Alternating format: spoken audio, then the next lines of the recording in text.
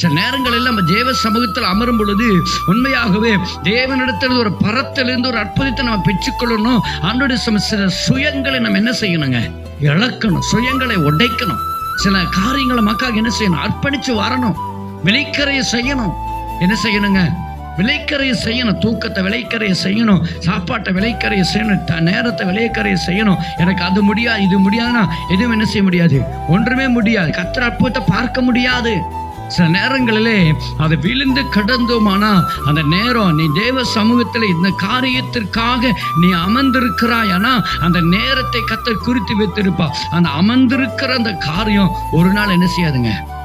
சத்தமா சொல்லுங்க, வீண் போகவே போகாது, வீண் போகவே போகாது. ஒரு நாள் நீ தேவ சமூகத்துல காத்திருக்கிற, ஒரு நாள் தேவனுடைய பாத்துல காத்திருக்கிற. ஏன்?